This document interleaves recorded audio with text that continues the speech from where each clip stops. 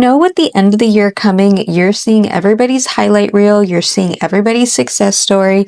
What inspired me to make this video was I was scrolling on TikTok, like literally doom scrolling. A trend where like the first photo is them saying something like me thinking I didn't accomplish anything in 2024, and then the next slide is like a list of all their accomplishments, whether it's big or small. And I know it's supposed to inspire you to think what you have achieved yourself to, but sometimes when you see too much of that, it just makes you think that like I have done nothing this year. So here's a video to remind you that you're probably doing so much better than you think, and you probably have learned so much this year. And even if it doesn't apply to you yet, at least it's now in your mind and you're open to the idea. So when it does happen for you, whether it's next month, in the middle of 2025, you'll remember this and just think, this is growth, and that I am doing so much better than I thought I was. The first one just being is that you are growing. Who you were in January of 2024 is no longer who you are now. And the biggest sign to this is that you cringe at your old self. I know that sounds kind of harsh, but that's the best way I can think of it, because maybe you look back at some of the decisions you made, some things that aligned with you at the time but no longer do now, and it caused a series of events that happened because you allowed it to happen. And you look back at that older self and you're just like, so cringe. Why did I do that? Why did I say yes to that? Why did I commit to that? But it's a good thing if you're cringing at your past self, whether it was in January, whether it was in the summer, because it means that you have learned new things that were either better for you, better for your environment, better for your development, your maturity, whatever it is. And while I know it's more cringy to think about it, I hope that you're able just to give that version of yourself a big hug, because maybe at the end of the day, all you needed was compassion or somebody to tell you it's going to be okay, don't rush into this decision. Alongside of that, you are now questioning things. Maybe in January or whenever it happened this year, you started wondering, why am I doing this? Or what is the purpose of this? Is there a better way to do something? Maybe there are certain things that you believed, maybe there are certain things that you were told to just do and you were on robot mode, so you just did it. But now you're actually like wondering, like, why do I have to keep doing this? What is the purpose of this? Like, as soon as you start questioning, whether it's at your work, in your home, wherever it is, that is such a big sign. Another way to know is that you are setting boundaries. Boundaries is something that is so terrifying. It's scary to do it for your friends, your partner, and even your family. But maybe you found that you were just giving too much of yourself to them, and this is your time now to take that step back, and you're just thinking, I need to set some rules. A lot of the times that's how I think of boundaries. I don't necessarily think of it as a boundary right away. It's more like a rule, like I'll go visit my family over the holidays, but it's only going to be for one day. Or my partner wants to spend every single day with me, but that's just not realistic. So we're just going to set aside 2 days a week to do that. These are all signs that you are growing, and that is a huge sign that you are doing so much better than you think. The second thing is just overcoming challenges. Like, I'm talking if you struggled a lot this year, whether you were grieving, you were healing from something, some big unfortunate thing happened. If you didn't struggle, that means you were never growing. It could even be that you feel so challenged that it caused you to just be in pause mode. You feel a little paralyzed. And I know in the short term, it seems like such a terrible thing. It seems awful. But trust me, if you didn't have these hardships, if you're not going through something extremely difficult or hard right now, you are never going to be able to learn from it. Therefore, you can't grow. So if you are in the middle of going through something huge, something painful, just know that this is going to help you become a better person, and that it's going to evolve into something so much bigger than you thought. The next thing is commitment and self-focus. Now, I don't care how many times you fell off your goals, how many times you fell off track, how many times you said that you were going to do something and then you didn't, but the fact that you keep coming back to it, the fact that you keep trying, that you have never given up, that's a huge sign that you're trying to prioritize yourself. And that is huge, because you're fully aware of the amount of effort and the amount of work it's going to take. But the fact you keep trying, the fact that you keep doing it. And this one's my favorite one because it happens every single year and there's no shame around it. There's nothing to feel bad about about it, but just outgrowing people. Maybe the same friends that you came into 2024, you no longer feel that same bond to feel like you have to keep connecting with them. It's okay to outgrow certain people. It's okay to outgrow the friends that you had 4 or 5 years ago and just suddenly, or maybe it's not sudden, maybe you've been feeling this type of feeling for a while where you just feel like you no longer connect. The things that connected you to become friends no longer feel like they're there anymore.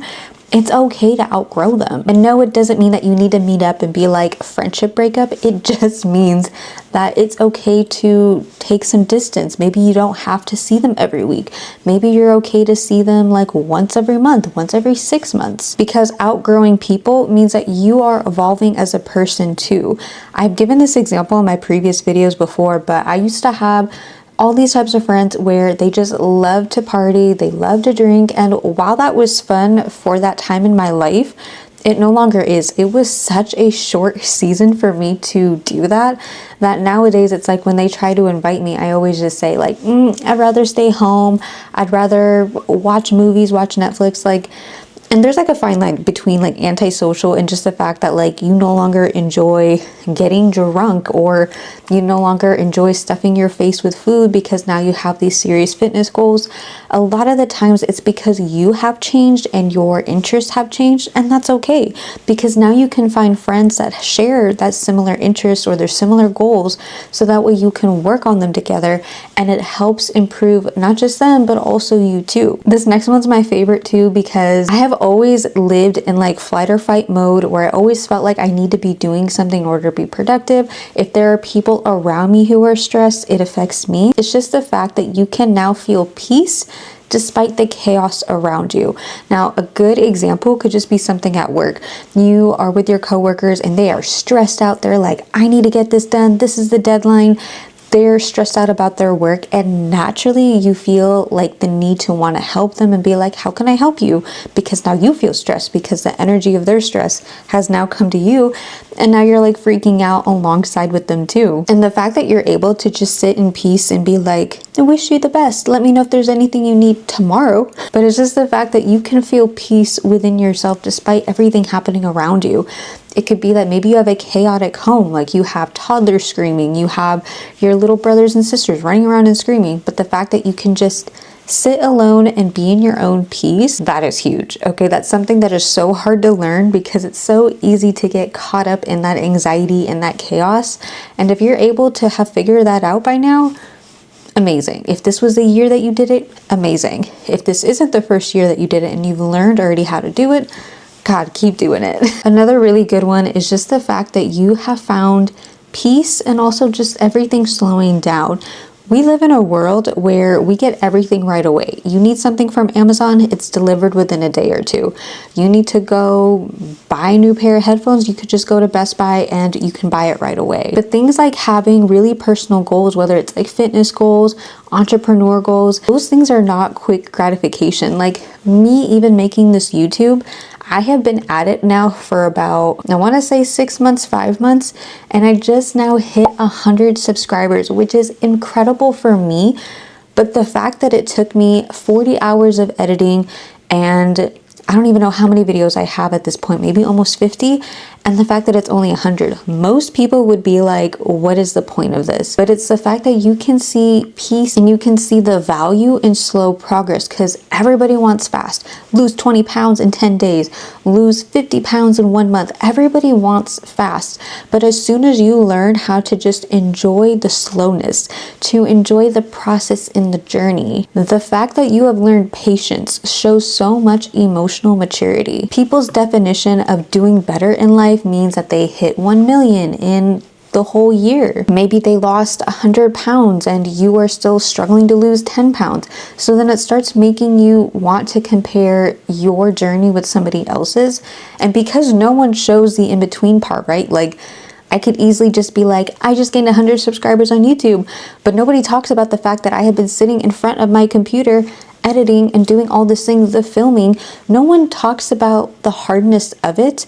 So the next time someone were to say, or you find yourself scrolling on social media and someone is just, and obviously they're not bragging, right? They have every right to, celebrate themselves and what they've achieved. But a lot of times it can do the opposite, especially if you're not in that right mindset to celebrate other people and you're still feeling bitter. And it's really easy to compare how much you've grown, how much you've achieved versus somebody else. One thing that I'll always be sure of is that something that you have gone through is someone's dream outcome right now. For example, let's say this year you finally got a new car. There is somebody out there who is saving and trying to work double shifts just so they can finally afford a car. A lot of the times your achievements are what somebody else is dreaming about right now.